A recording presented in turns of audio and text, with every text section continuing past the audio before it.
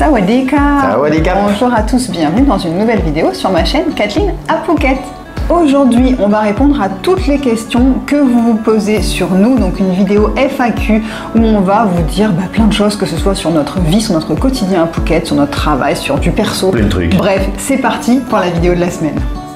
J'ai fait un petit sondage sur mon compte Instagram, donc Kathleen Phuket, où j'ai dit venez poser un petit peu toutes les questions que vous avez sur nous, parce que je voudrais en faire une vidéo, parce qu'en effet ça fait très longtemps qu'on n'a pas fait une vidéo FAQ, ça fait plus d'1 an je pense, et maintenant il y a de plus en plus de monde sur la chaîne, plus en plus de monde qui nous rejoignent à chaque fois, donc je trouvais ça intéressant de voir aussi ce qui vous intéresse, sur les questions que vous vous posez sur nous, et donc j'ai fait un petit post sur YouTube, et j'ai aussi fait un petit post sur Instagram pour avoir votre retour, et je vais donc lire les questions, on va se faire une petite sélection des questions que vous nous avez posées, parce qu'il y a des choses qui reviennent assez souvent, donc on va pas tout répondre parce qu'il y en a eu beaucoup, mais je vais faire une petite sélection et on va vous répondre avec plaisir. D'ailleurs, n'hésitez pas à venir sur mon compte Instagram Kathleen Phuket si vous n'êtes pas encore là, parce que je suis vraiment plus interactive, on va dire, au quotidien que YouTube, où c'est une vidéo une fois par semaine et où je ne peux pas vous répondre, etc. Donc venez sur mon compte Instagram et abonnez-vous. Ah oui, par contre on s'abonne. Si ce n'est pas encore fait. Alors j'ai mon téléphone, je m'excuse, mais j'ai fait un screenshot, mais Serge il y voit rien, il a pas ses lunettes. Je regarde, je fais semblant, mais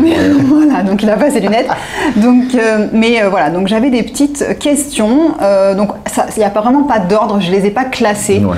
Parce que sinon, c'est pas forcément intéressant. Et Serge ne sait pas ce qu'on va, les sujets qu'on va aborder.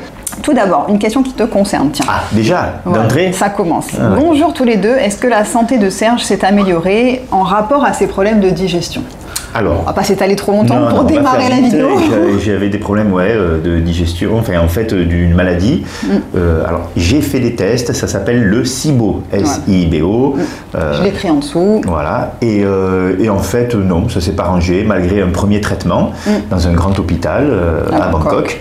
Ça s'est pas arrangé, donc en fait là je me suis dit je vais vivre avec. Voilà. C'est pas grave, hein. Non, il y a pas une maladie grave. Maintenant c'est quelqu'un qui est à risque, en fait il est considéré comme à risque aussi pour tout ce qui est quand même gastro-intestinal, donc à surveiller un peu plus que la normale. Oui, que la normale, mais sinon ça va. Voilà. Il y a juste des ballonnements. Voilà, merci, je m'éclate. Bref, donc voilà, parenthèse fermée sur les sujets de bidou, tu vois, les gens se préoccupent de soi, et c'est vrai que souvent on me pose la question, alors comment va le ventre de Serge? Il est pareil, mais je vis avec, ça va. Voilà. Ensuite, une autre petite question, hormis la famille, qu'est-ce qui vous manque le plus de la France? Je parle du pays, de sa culture, du mode de vie. C'est vrai que nous c'est compliqué parce que ça fait, donc on est dans notre 12e année en Thaïlande et donc à Phuket. Qu'est-ce qui nous manque? Moi j'ai l'impression de dire à chaque fois que rien. Parce qu'au fait elle parle, hormis la famille, voilà. Donc, hormis la famille et les amis on va dire. Non, franchement, si, moi un groupe de musique parce que je faisais de la musique. Et voilà, le fait de faire de la musique avec un groupe, à la rigueur, voilà, c'est ça qui me manque, mon groupe. Mais c'était des amis aussi. Donc, mais je pense qu'il y a de quoi, parce que ça fait plusieurs personnes qu'on rencontre qui jouent des instruments de musique. C'est vrai aussi. Et je pense qu'il c'est juste qu'il faut qu'il y en ait un qui prenne l'initiative, mais je pense qu'une fois qu'il y en a un qui le ferait, qui ferait l'initiative de mettre en place un groupe. Oui. Voilà, après, ça se ferait parce qu'on a des batteurs, on a des chanteurs, on a des guitaristes et tout, donc en fait des Français. Donc je pense que ça pourrait se recréer ici très facilement. On va voir, futur projet. Voilà. Donc voilà. Mais à part ça, non, franchement. Moi personnellement, c'est vrai que j'ai pas répondu à la question. Qu'est-ce qui me manque le plus de France? Moi, je dirais qu'il y a quand même ce côté changement de saison qui me manque un petit peu. Moi, j'aime bien ce côté d'avoir un petit peu des. Alors, ça va être aussi même par rapport aux habits. Ça, c'est très peut-être féminin. Mais de fait d'être habillé toute l'année en tenue d'été, c'est super pratique. Par contre, ça c'est sûr. Mais moi qui aime quand même bien la mode, etc. Le fait de se dire tiens, l'hiver, on va pouvoir mettre ci, on va pouvoir mettre ça. Là, j'ai vraiment mis de côté. Et moi, je vais dire que c'est un peu ça qui me manque, le changement de saison, et ce qui va avec ça aussi, c'est les soirées à rallonge avec le soleil qui se couche tard. Ça tu l'avais déjà dit, je me rappelle. Voilà, et ça c'est quelque chose que j'aime bien en France, et ici à 18h30 il fait nuit toute l'année, donc on n'a pas ça. Voilà, en gros vraiment c'est tout, donc vous voyez que c'est tout à fait faisable de rester en Thaïlande si c'est que ça qui nous pose problème. Alors maintenant, coucou vous deux, on espère que vous allez bien. Déjà oui, on va bien, actuellement ça va. Quelques questions. Avez-vous un objectif du nombre d'abonnés? À quand un nouveau live? Et sinon, utile les stylos? À bientôt. Donc ça c'est un abonné que j'ai rencontré il y a très peu de temps à Phuket. On a fait un rendez-vous conseil expatriation et qui m'a donné les stylos de sa société. Donc je sais qui c'est, je lui fais un coucou. Un objectif du nombre d'abonnés, on n'en a pas vraiment pour être honnête parce que j'en ai jamais vraiment eu. Moi la chaîne se développe au fur et à mesure. Tout seul, on regarde pas vraiment le nombre. C'est assez stable en plus. Je vois que tous les mois je prends tant d'abonnés. Alors ça vraiment c'est vrai que ça varie, mais on va dire environ 400 abonnés par mois. Je vois dans mes statistiques YouTube et ça c'est comme ça depuis maintenant plus d'un an. Donc alors, après il y a eu un gros pic là après le passage à TF1 par exemple, ça c'est sûr, j'ai pris 1000 abonnés dans la nuit. Mais sinon en gros c'est ça et j'ai pas d'objectif. Ça s'arrêtera quand ça s'arrêtera, ça stagnera si ça stagnera. Voilà. À quand un nouveau live? Alors c'est vrai qu'on n'est pas très live. Ah si, moi j'aimais bien. Alors le dernier qu'on a fait, on a eu un souci technique. Ah oui, voilà, c'est ça aussi. Coupé. Faut dire qu'on n'a pas le super matos pour faire ça parce qu'on fait pas des lives tout le temps. On n'a pas une super connexion internet. Il faut se connecter avec le câble Ethernet directement, alors qu'à la maison on n'a pas forcément les ordi pour ça. Bref, au niveau technique, on n'est pas forcément au point. Et moi, alors lui il aime bien. Moi ça me dérange un peu parce que là par exemple, j'ai le temps de me poser et de répondre à une question. Dans le live, je commence à répondre. Il y a autre chose. Il y a des questions qui arrivent et tout, c'est vrai. Moi j'aime bien cet exercice. On pourra en refaire un. Oui, bien sûr. On pourra en refaire un parce que c'est sympa, mais il faudra être sûr que ça bug pas au niveau il faudrait que je m'y intéresse un peu plus que ça. Alors, une question qui peut être intéressante, sommes-nous obligés d'avoir un compte en banque en Thaïlande pour louer une maison ou autre à long terme? Et comment payer l'électricité et l'eau par virement, en cash à un bureau? Merci. Alors déjà, vous avez toutes les réponses. Alors voilà, j'allais dire, tout est dans le livre. Réussir son expatriation en Thaïlande. Voilà. Qui est en vente sur Amazon.fr. Toujours, on a dépassé les 200 exemplaires vendus, donc vraiment un grand merci. Tout ce qui est réponse, et je vais y répondre, ne vous inquiétez pas. Et ceux qui l'ont acheté, n'hésitez pas à aller faire un petit commentaire, gentil de préférence. Si ça vous a plu. Si ça vous a plu. Sur la page Amazon. Et donc vous avez les réponses comme ça à la vie courante. Le quotidien de vie en Thaïlande, vous aurez les réponses. Tout. Mais pour vous répondre là, est-ce qu'on est obligé d'avoir un compte en banque pour louer une maison en Thaïlande? Non, puisque vous pouvez tout à fait payer en cash votre loyer. Pour ça, il faut que vous voyiez physiquement le propriétaire tous les mois. Et il faut qu'il soit d'accord d'être payé en cash, parce qu'il y en a qui peuvent refuser. Oui, mais en général, ils sont contents. En général, ça leur plaît bien, donc c'est tout à fait faisable. Et aussi, comment payer l'électricité et l'eau? Alors, je suppose que là, c'est quelqu'un qui n'a pas envie d'ouvrir un compte en banque, en fait, parce qu'il me dit par virement, en cash à un bureau. Donc oui, vous pouvez payer l'électricité et l'eau en cash. Il suffit d'aller avec votre petite facture qu'on vous dépose dans votre boîte aux lettres tous les mois au 7-Eleven. Et au 7-Eleven, ils scannent la facture et vous pouvez payer en cash si vous avez besoin. Sinon, si vous avez un compte en banque, moi je scanne mon ticket de l'EDF. J'appelle ça l'EDF, même si c'est pas l'EDF, mais bon. Mais bon, je scanne ça et je paye depuis mon compte en banque. Donc c'est pas une obligation, on va dire, d'avoir un compte en banque. Par contre, si vous avez un visa retraite, là, ça va être une obligation, d'avoir un compte en banque. Salut, comment ça se passe pour avoir le permis moto en Thaïlande pour une personne qui veut partir vivre sur Phuket mais qui n'a pas le permis moto en France? J'entends tout et son contraire un peu partout. Alors c'est très simple. C'est très simple. C'est très simple, c'est dans le livre aussi. C'est dans le livre aussi. On va vous expliquer. Donc au fait en Thaïlande on a deux permis. Le permis deux roues, mais peu importe la cylindrée. Les gens me disent je vais conduire un petit 50 cm3. Il n'y a pas d'histoire de cylindrée en Thaïlande. Vous avez le 2 roues et le 4 roues en gros. Voilà. Donc les permis voitures, on les a presque tous, on peut les faire convertir. Je ne vais pas rentrer dans les détails de comment faire, c'est dans le livre où vous avez des vidéos à ce sujet. Oui, la vidéo, Voilà. Et pareil pour le permis 2 roues, au fait, si vous avez le petit truc qui vous autorise à conduire à moins de 125 cm3 en France, ça ne sera pas valable ici.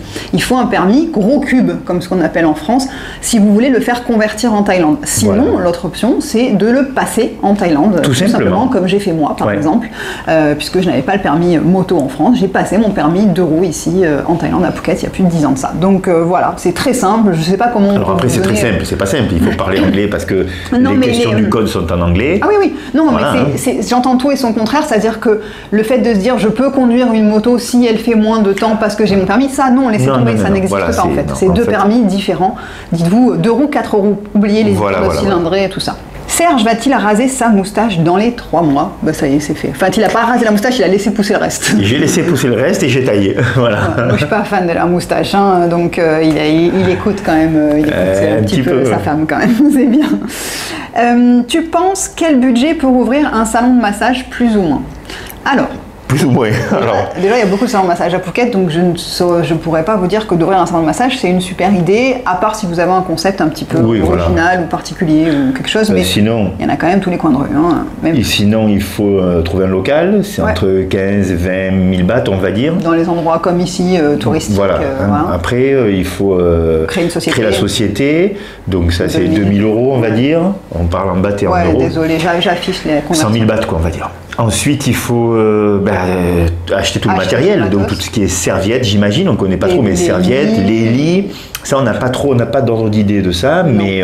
Ça dépend le style que vous voulez donner à votre salon. Est-ce que c'est un truc très simple avec juste des tables et comme il y a dans un salon de massage ou vraiment un rideau entre chaque personne, ou est-ce que c'est un salon de massage avec des cabines individuelles? S'il faut faire des travaux de rénovation après dans le local, s'il faut aménager des arrivées d'eau pour laver les pieds, enfin toutes les petites choses comme ça, quoi. Hein, donc c'est très compliqué de donner un budget. Au moins, je pense quand même, parce qu'on a fait quand même des travaux, on a vu, donc au moins il faut compter peut-être en tout 1 million de bahts au minimum. Et après, ça peut aller bien plus haut, évidemment, suivant la décoration, il n'y a pas de limite, évidemment. Hein, voilà. Ensuite, une question, quel a été le déclic pour vous expatrier en Thaïlande? Il n'y a pas eu un déclic plus que ça. Nous, on va dire que c'était pas quelque chose de réfléchi depuis longtemps, c'était pas quelque chose de planifié depuis longtemps. Moi, j'avais l'idée depuis la première fois que j'étais venu en 2008 avec mon ami. 2008, t'es venu ? En 2008, la première fois. Je m'étais dit, tout de suite, j'ai eu coup de cœur, je veux vivre un jour ici. C'était à Phuket, d'ailleurs c'était à Patong, mais je veux vivre en Thaïlande pour la retraite ou voilà. Mais donc il a eu ce coup de cœur. Quand on s'est rencontrés, il avait des vacances de prévues ici avec un groupe d'amis. Je me suis joint à eux pour ces vacances. Et là, moi, on m'a proposé du travail parce que j'étais dans un secteur assez particulier qui est le domaine du yachting. Et on m'a proposé du boulot et j'ai dit à Serge, si un jour tu voudrais... Pour rigoler, quoi. Ouais, j'ai dit si un jour tu voudrais vivre. Je savais pas qu'il avait eu un coup de cœur pour la Thaïlande, mais je lui ai dit si un jour tu veux vivre en Thaïlande, moi j'ai du travail et du coup il m'a dit mais moi c'est mon rêve. J'ai dit attends, on peut faire quelque chose là avec elle, c'est bon quoi. Donc du coup c'est quelque chose qu'après on a réfléchi, mais pas non plus pendant très longtemps puisqu'on est rentré de vacances au mois fin janvier 2013 et on est parti s'expatrier en août 2013. En se donnant 6 mois pour essayer de faire quelque chose et 12 ans après on y est toujours, mais voilà, c'était pas vraiment un déclic, c'était on va faire un test parce que pourquoi pas et au final on est toujours là. Une autre question, si je veux rester 3 mois, j'ai plus de 50 ans, que dois-je faire? Prendre un visa avant mon départ? Merci. Non, si vous restez 3 mois, il n'y a pas besoin de visa. Non. Donc vous avez droit à 60 jours d'exemption de visa lors de votre arrivée sur le territoire et vous pouvez faire une extension de 30 jours de cette exemption. Donc au fait, tout ça n'est pas un visa, vous êtes sans visa, vous arrivez sur le territoire, vous avez donc 60 plus 30 éventuellement, vous pouvez le faire ou pas. Ce qui fait 3 mois, on va dire. Ce qui fait 3 mois, par contre le seul petit problème c'est qu'on peut parfois vous demander à l'embarquement depuis votre pays d'origine de prouver que vous allez quitter le territoire après 60 jours. Donc parfois il faut un billet d'avion, un billet de train, un billet de quelque chose qui va prouver que vous sortez de Thaïlande à ces 60 jours. Parce qu'ils estiment qu'au fait l'extension des 30 jours ne sera peut-être pas acceptée, même si j'ai jamais entendu quelqu'un qui a été refusé d'extension, mais ça peut arriver. Et ça c'est la compagnie, c'est ça? C'est la compagnie aérienne qui eux doivent s'assurer que la personne au fait ne va pas illégalement dans le pays et n'ira plus jamais pour rester. Voilà. Donc non, et le fait que vous ayez plus de 50 ans, c'est pareil pour tous les âges, ça. Vous n'avez pas besoin de visa si vous restez, on va dire, moins de 3 mois en Thaïlande. Que faites-vous pour préparer votre retraite? Bis à vous. Alors c'est vrai que ça, c'est une question qu'on nous pose aussi souvent quand on a parlé de notre budget, par exemple, ou des gens disent mais vous mettez pas de côté pour la retraite, etc. Comment vous allez faire? Ou alors j'ai même des gens qui sont très acerbes en disant allez-y, dépensez tout, vous aurez rien, vous viendrez pleurer en France et quand je précise vous serez à la retraite. Le mettre de côté, c'est pas, ça rentre pas dans le coût de la vie. Ouais. C'est quelque chose qu'on fait en plus, mais le coût de la vie, c'est pas ça. Le coût de la vie, c'est ce que ça coûte de vivre ici. Ouais. La retraite, c'est on planifie quelque chose. Même à la rigueur, c'est vrai que c'est comme les vacances, c'est pas dans le coût de la vie. Ouais. Donc, qu'est-ce qu'on fait? Alors déjà, on n'a pas de plan épargne retraite. On n'a pas de. Il y a la CFE qui propose quelque chose où on peut souscrire à quelque chose auprès de la CFE pour la retraite. C'est très très cher. Je m'étais renseignée il y a quelques années. J'avais dit. Pas avantageux, quoi. Et puis on n'avait pas autant d'argent à mettre tous les mois de côté à l'époque. En plus, donc j'ai dit de toute façon, c'est pas possible. Tout simplement, on va mettre de côté tous les mois une certaine somme d'argent selon ce qu'on gagne. Alors c'est pas fixe, c'est pas tous les mois on va mettre 500 € de côté pour notre retraite, tous les mois on fait ci, on fait ça, on le place sur un truc qui rapporte à temps. On n'est pas très financier dans l'esprit tous les deux déjà. Malheureusement peut-être. C'est ni l'un ni l'autre, donc en fait, on n'a pas fait de placement, on n'a pas des bitcoins, on n'a pas des trucs, on n'a pas grand chose pour être honnête, mais on met de côté, on commence à s'intéresser à l'or depuis quelques temps aussi, de par des amis qui nous en ont parlé et qui nous expliquent certaines choses sur ça, donc ça peut être aussi intéressant, mais tout simplement, on prend l'argent du compte courant et on le met sur un compte épargne qui ramène que dalle. Voilà, pour l'instant, c'est ça, jusqu'au jour où on va s'intéresser un peu plus et on va voir ce qui est peut-être un peu plus rentable, quoi. Toujours proprio en France, pourquoi ne pas vendre et acheter un condo en Thaïlande? Alors oui, cette question elle est revenue deux ou trois fois même, je crois, parce que dans la vidéo précédente où j'ai parlé des taxes et des impositions en Thaïlande, j'ai dit qu'on avait un appartement en France et c'est la vérité. En fait, c'est un appartement que Serge a hérité de son papa il y a une bonne vingtaine d'années maintenant, voilà, à son décès. Oui, c'est ça. Et donc cet appartement qu'on a, qui est un petit appartement d'une trentaine de mètres carrés, est occupé déjà, il est occupé par le cousin de Serge. Eh oui. Donc déjà, ça nous rassure pas mal. On va pas le virer. Voilà, Seb, on te vire pas. Mais par contre, ça rassure dans le sens où on sait qu'il est occupé par quelqu'un de la famille, qui paye son loyer, qui ne partira pas de sitôt, et on n'a pas de risque d'être squatté, etc. Voilà, parce qu'on entend beaucoup d'histoires sur ça. Donc c'est assez particulier, et c'est vrai que ça aurait pu nous stresser. Oui. Et la deuxième raison fait que si on vendait l'appartement maintenant, on aurait de la plus-value à payer. Une part de plus-value encore qui reste à payer. Voilà, il reste encore une dizaine d'années pour la plus-value. Donc comme on n'a pas spécialement envie de donner des sous à Monsieur Macron. Ouais, à Manu. Manu. Voilà, et donc du coup pour l'instant on s'est dit, bon, pour l'instant non, et on verra plus tard, et quand on aura plus cette plus-value à payer, peut-être qu'on en reparlera à ce moment-là. On en reparlera peut-être, Mais pour l'instant, voilà pourquoi on garde cet appartement qu'on a en France. Est-ce que vous recommandez encore d'acheter une petite guest house à Phuket? Merci. Alors, les gens pensent qu'on a acheté une guest house, on n'a pas acheté un immeuble en fait, parce que là par exemple cette guest house est dans un petit immeuble de 2 étages, nous n'avons pas acheté les murs comme on dit. Voilà. En fait nous on a acheté un fonds de commerce d'une activité qui fonctionnait et qu'on a transféré sur notre société à nous tout simplement, donc qui est déclaré sur notre société comme un business, mais on n'a pas acheté l'immeuble. Voilà, ce serait un gros budget d'ailleurs si on avait acheté l'immeuble. Voilà, en fait, avant d'être rentable, si vous achetez donc l'immeuble par exemple, il aurait fallu que beaucoup d'années. Oui. Voilà. Donc pour rembourser l'investissement. Donc c'est pas le cas. Non. Est-ce qu'on recommande? C'est un bon business model. Ouais. C'est un bon business model, mais on ne connaît pas les autres business models sur l'immobilier. Je ne peux pas vous dire, est-ce que si on achète et qu'on fait du Airbnb avec une villa de 3 chambres, de 4 chambres, est-ce que c'est mieux? On ne sait pas. On ne peut pas comparer, on ne connaît pas. Ouais. En tout cas, celui-là, c'est bien. Ça nous convient. Voilà, oui, ça peut être intéressant encore de le faire parce qu'il y a encore du monde qui arrive à Phuket de toute façon tout le temps. Est-ce que pour toi, Phuket a changé depuis que tu es là et si oui, dans quel sens? Ah bah oui. Alors énormément. En 12 ans. Ça fait 12 ans. Déjà, il y a du Coca Light de partout maintenant. Parce qu'avant, je m'attendais pas à celle-là quand même. Non, c'est vrai. Attends, avant, il n'y avait rien, quoi. Il n'y avait pas de Coca Light. Alors, voilà, c'est sa référence à Serge. Vous ne lui parlez pas de l'époque avant et après Coca Light. Oui, voilà. Non, mais pour être sérieux, oui, ça a énormément changé. Tout s'est développé, quoi. On trouve de tout maintenant, alors qu'avant, pour prendre l'exemple du Coca Light, c'est vrai qu'on galérait pour trouver même des petites choses du quotidien, que ce soit l'ameublement, Ikea. Il y a Ikea, il y a Habitat, on a Decathlon, il y a les fromages, il y a tout, alors qu'avant, il n'y avait vraiment pas tout ça. Voilà, avant, on va dire qu'il y avait beaucoup de choses qui étaient compliquées. Maintenant, on se croirait en Europe, dans une grande ville d'Europe, sauf qu'il fait chaud et il y a des palmiers et les gens sont sympas. Il y a ce côté-là, et puis il y a le côté aussi touristique qui s'est développé. Ouais, même si ça a toujours été quand même. Ça a toujours été, mais il y a encore plus de construction, ça construit pour du locatif en fait. Hein. Ouais, c'est ça le problème. Et on en parlera dans une autre question qui viendra après justement, c'est-à-dire que par contre, ce qui fait que ça se construit uniquement pour du touriste et du locatif fait que les gens qui vivent à l'année s'en vont doucement parce que ça devient dur de vivre ici à l'année. Entouré de touristes. Voilà, en fait, au niveau des prix, au niveau de l'ambiance qui a changé, etc. Mais ça a changé, mais dans quel sens? Moi, je dirais, c'est pas en mal ou en bien parce que je juge pas ça. Moi, je vois ça comme une évolution d'une ville qui devient un peu trop touristique. Et ça, on a eu la même chose sur la Côte d'Azur, il y a la même chose en Espagne, il y a la même chose sur des spots il y en a en Croatie sur certains endroits. C'est vrai que nous, on est quand même venus parce qu'on avait trouvé le travail et aussi parce que c'était sympa, c'était nature, familial, ça, et ça a changé. Donc même si on perd ce côté, mais on en gagne parce que le business se développe. Ouais. Alors ça, petite question qui est jolie. Coucou, comment avez-vous rencontré votre famille thaï? Alors c'est vrai qu'on parle souvent de notre famille thaï parce que c'est, on va dire, notre famille d'adoption thaïlandaise.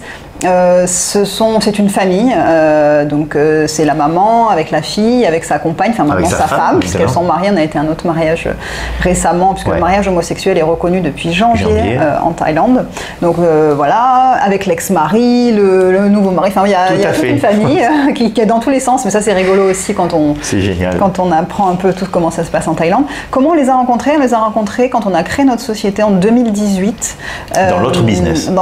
Oui, on avait avant, pour ceux qui ne nous connaissent pas, on avait une très grande villa de 1000 m² où on recevait les touristes pour des vacances sportives et perte de poids. Et au fait, on avait loué cette villa pour avoir des touristes et on cherchait du staff. Et la personne à qui on a loué la villa, qui était le propriétaire, qui était américain, nous a dit: est-ce que vous cherchez du monde, parce que moi j'ai une super famille à vous recommander, ils sont super honnêtes, ils ont travaillé pour moi. Ils ont travaillé pour moi des années, on peut leur faire confiance, ils sont au top, et il nous les a présentés. Et on ne s'est plus quitté depuis. Ça a collé, et puis c'est leur sérieux, leur engagement auprès de nous. C'est hallucinant. Pour nous c'est vraiment notre famille. On est invités aux événements, les mariages comme les décès, ils sont là pour nous tout le temps, on est là pour eux tout le temps. C'est nos employés toujours, ça a commencé par nos employés, mais elles le sont toujours, on les a pas lâchés. Donc on les lâche pas, en plus c'est des perles toutes. Donc donc comment on les a rencontrés? C'est par quelqu'un d'autre. Je sais pas si c'est commun ici, c'est difficile à mon avis d'avoir de telles relations avec des Thaïs d'après ce qu'on sait, d'autres étrangers comme nous, ils n'ont pas de telles relations en fait avec les Thaïs. On apprend beaucoup l'un de l'autre, on leur pose plein de questions, eux nous posent plein de questions sur nos manières de vivre. On arrive super bien à communiquer parce qu'ils parlent tous quand même correctement anglais. Et moi je me débrouille en thaï quand même aussi, mais donc on a une relation qui est très, très profonde maintenant, on s'entend très très bien avec eux. Et voilà. Donc comment on a rencontré notre famille thaïlandaise. Question rien à voir, pizza ou pasta? Moi je dis pasta. Ah, moi c'est pizza. Moi les pasta, bof quoi. Elle adore les pâtes. Moi les pâtes, c'est un truc de fou. Les pâtes pour moi c'est. Les pâtes, elle veut à chaque fois des pâtes. Vous me demandez mon repas préféré du monde entier, c'est. La puttanesca. Ah ouais, les spaghettis à la puttanesca ou à la vongole. Je sais quand même. Moi c'est vraiment les pâtes. Pour moi je pourrais en manger tout le temps et j'en mange pas trop parce que justement je me restreins. Mais moi même des pâtes avec de l'huile d'olive, un petit peu d'ail et du parmesan, et je suis contente quoi. C'est mon repas. Des fois quand il est pas là le soir, je fais je vais me faire des petites pâtes et tout parce qu'il veut pas manger des pâtes. Donc si vous nous cherchez, vous nous trouverez au resto italien. Voilà, avec une pizza. Voilà. Alors ça c'est une question. Bonjour, que répondez-vous aux attaques très récentes de Sabri Thaï à votre rencontre? Alors, j'ai jamais évoqué Sabri Thaï sur la chaîne. Déjà, je savais pas qu'il avait fait une attaque. Moi non plus. Alors vraiment, moi quand j'ai vu cette question, je me suis dit, est-ce que c'est vrai ou est-ce que c'est quelqu'un qui cherche juste à déclencher une polémique? Parce que c'est ça qui est intéressant en fait. C'est si je réponds à un truc, il va dire ah tu vois, Kathleen il dit des trucs sur toi. Enfin, j'en sais rien. En fait, je suis même pas allée chercher pour être honnête. J'ai personne qui m'a parlé de quoi que ce soit. Alors je sais très bien que j'ai des abonnés qui regardent autant ma chaîne que celle de Sabri, que d'autres chaînes sur la Thaïlande. Donc rien ne m'est revenu à mes oreilles, donc je pense pas que ce soit vrai de 1, et de 2, je pense qu'il est assez occupé pour ne pas avoir à dire des trucs sur nous ou sur qui que ce soit, et je pense pas que ce soit quelqu'un qui soit aussi intéressé de rentrer dans des polémiques complètement stériles, parce que sur YouTube, chacun fait sa vie. Personne n'embête personne et chacun fait son petit bout de chemin. Et d'ailleurs, si Sabri regarde cette vidéo où quelqu'un lui dit et qu'il vient à Phuket, moi avec plaisir, on va manger un bout ensemble, il n'y a aucun problème, je n'ai rien contre lui et je ne pense pas qu'il ait quelque chose contre nous. Je crois pas. Voilà, donc je pense que ça c'est juste quelqu'un qui avait envie de voir. Est-ce que j'allais répondre à ça, tout simplement. Alors, vous versez-vous un salaire avec l'activité de votre chambre d'hôte? Alors c'est pas. Alors déjà, pas un salaire. Ouais, déjà, j'allais dire au niveau de la société, de toute façon. Légalement, on doit avoir un salaire. Légalement, la société, on doit se verser 50 000 bahts minimum par personne, donc par étranger. Voilà, par les Français, on est à 50 000 bahts par mois minimum. Donc ça, déjà, c'est, on va dire, auto-versé. Enfin, la comptable fait que c'est versé sur nos comptes, tout simplement. Et après, comment ça se passe? C'est que si, par exemple, il y a des mois, en fait, on paye tout. Ouais, on paye tout. Tous les frais, toutes les charges. Tous les frais, les charges et tout ça. Et puis, ce qui reste, elle le prend. En gros, parce que c'est elle qui gère. Oui. Donc, on le prend comme ça. Et donc, il y a des mois où il y a eu 50 €, elle a pris 50 €. Et il y a des mois où il y a eu 1500 €, elle a pris 1500 €. Voilà, c'est pas un salaire. On ne s'est pas dit, on veut tant par mois. Voilà, c'est pas comme ça qu'on a pensé la chose, parce qu'on a d'autres revenus. Voilà, c'est ça, c'est qu'on a d'autres sources de revenus. Ça nous fait l'argent pour mettre de côté. Pour la retraite, vous voyez, la boucle est bouclée. Voilà, donc là c'était pour revenir à tout à l'heure, c'était Phuket étant saturé, quelle nouvelle ville attire les expats? Alors, je remarque en effet que beaucoup de gens ont du mal avec à travers tes consultations. Voilà, à travers les consultations que je fais. D'ailleurs, si vous voulez faire des consultations conseils expatriation avec moi, vous pouvez les retrouver sur mon site internet kathleen-phuket.com et vous aurez accès, vous pouvez prendre rendez-vous directement sur le calendrier. Et je vois que les gens, il y en a qui sont attirés par Phuket, mais c'est vrai qu'il y en a qui veulent un petit peu changer. La ville qui revient le plus souvent pour les personnes à la retraite, ça va être Hua Hin. Hua Hin, ça attire beaucoup de monde, même si on va dire que les plages sont pas très jolies, parce que c'est des grandes... C'est pas une île, au fait. Phuket, c'est une île, donc les plages sont très belles. Hua Hin, c'est sur le continent, c'est juste un petit peu en dessous de Bangkok. Donc ça attire beaucoup de gens, de par ses prix qui restent encore très abordables, de par sa tranquillité de vie, etc. Donc il y a ça. Il y a aussi des gens qui travaillent et qui sont plus attirés par Bangkok qui sont plus jeunes. Donc ça, c'est des gens qui veulent être qui sont célibataires, qui ont besoin de bosser, de rencontrer du monde, etc. Bangkok, ça peut attirer aussi certaines personnes plus jeunes. Et les familles? Les familles, je vois qu'il y en a qui se dirigent. Alors c'est souvent Phuket ou Koh Samui. Oui. Il y a aussi beaucoup de gens qui aiment bien Koh Samui. Et après, il y a Pattaya aussi qui attire des familles. Pourquoi? Parce qu'à Pattaya, il y a une école francophone qui est assez abordable par rapport à celle de Phuket, de ce qu'on me dit. Donc il y a des gens qui sont prêts à aller à Pattaya aussi. Il y a des beaux endroits à Pattaya en fait, pas à Pattaya même, mais dans les alentours, derrière, l'arrière-pays. Voilà. Il paraît que c'est joli. On a des amis qui habitent là-bas. Ouais. Donc voilà, en gros, ce qui revient. Chiang Mai, ça revient pas vraiment dans les endroits d'expatriation.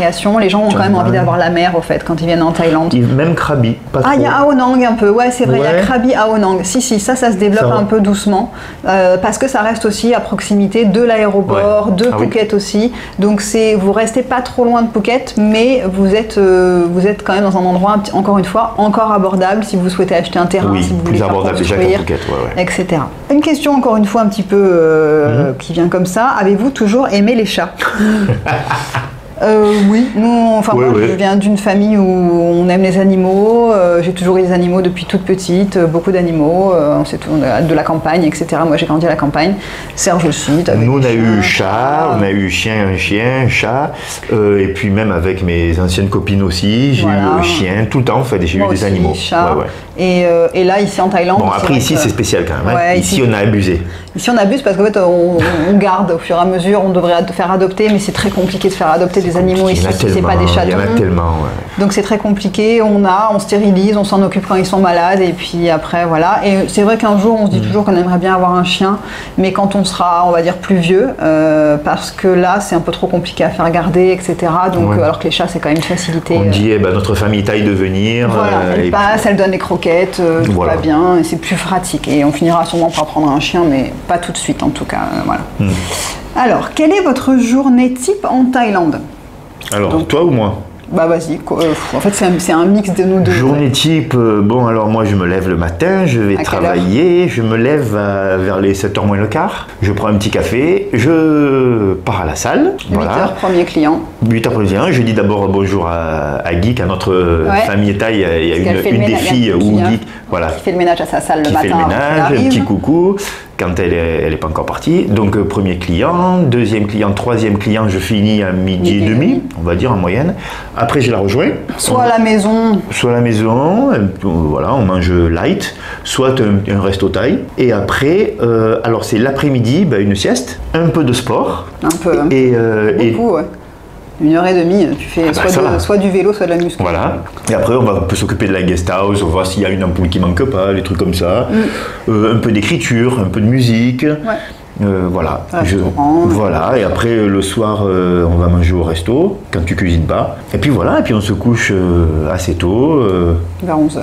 Ouais. Et moi, pour reprendre ça, alors souvent je suis levée le matin quand même de moi-même avec lui. Parfois, un peu plus tard. Si je dors, il ne me réveille pas. Mais on n'est pas des lève-tard tous les deux. On est réveillés en gros, allez, quand on dort jusqu'à 8h, on a fait une grasse mat. Nous, on est des lève-tôt, on est efficace le matin. Ouais. Donc moi, en gros, je me lève, allez, parfois il n'est pas encore parti, il est 7h30. Je prends mon petit déj, un café au lait. Ouais. Le matin, généralement, je suis efficace, je fais mes mails. Donc j'ai plein de mails que les gens m'envoient et c'est pour ça que je dis aux gens souvent, quand ils m'envoient des questions sur Instagram ou sur YouTube ou quoi, si vous voulez vraiment que je vous réponde, vous m'envoyez un email parce que là j'ai ma technique, je sais auquel j'ai répondu, auquel j'ai pas répondu et je réponds vraiment à tous les emails. Donc si vous n'avez pas de réponse, c'est que c'est dans vos spams, vraiment, parce que je réponds à tout le monde. Donc j'ai les mails, je fais les devis pour les assurances santé AXA aussi, donc ça me prend un peu de temps. Après généralement je pars au sport, donc là vers 10h, 9h30, 10h je pars faire mon sport.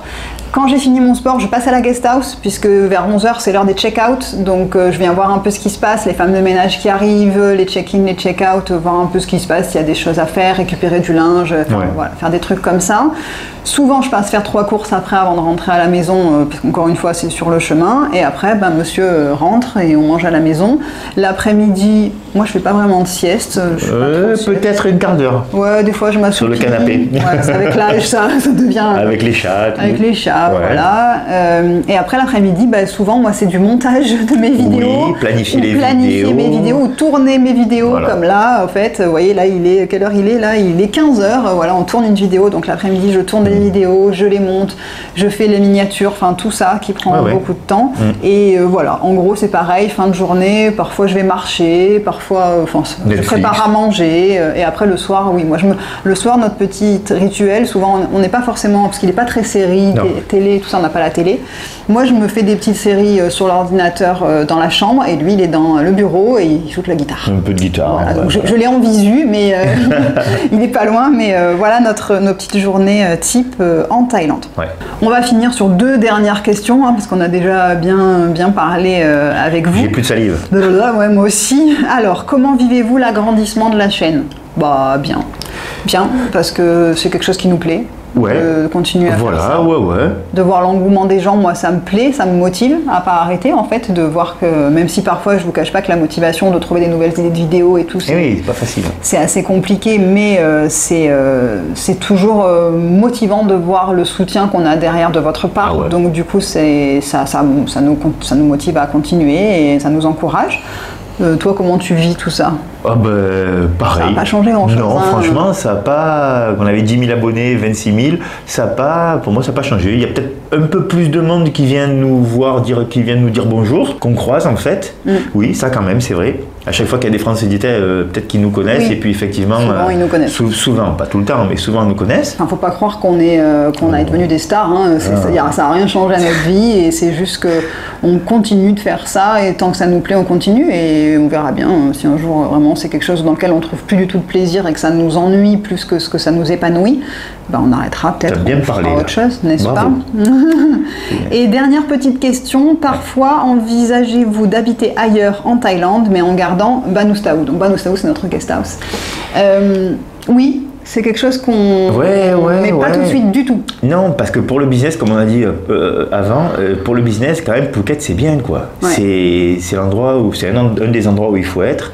Ça bouge tout le temps, il y a plein de choses, il y a des propositions, il y a des idées, ces choses vont vite, les choses se développent vite, on lance des trucs, le lendemain c'est mis en place, ça va très vite. C'est hallucinant. Les décisions se prennent vite, etc.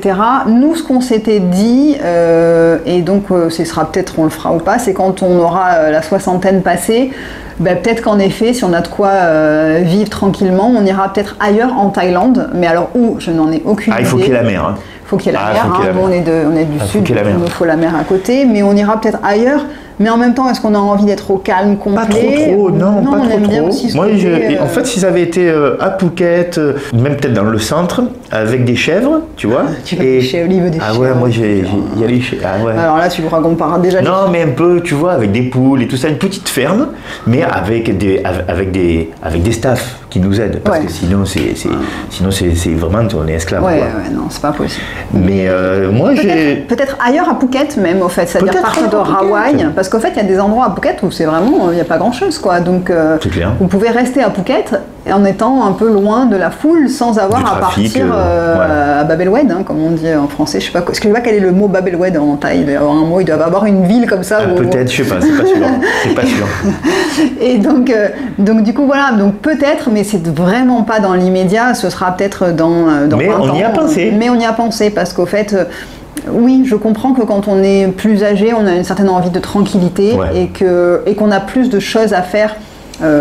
Dire pour passer son temps, c'est-à-dire de se promener et tout. Et là, si on est dans les embouteillages, c'est pas fun. Nous, au fait, on n'est pas dérangé par ça pour l'instant, vraiment plus que ça. Il y a des fois, ça m'énerve un peu, mais pas comme en France, quoi. C'est pas encore pour moi du niveau.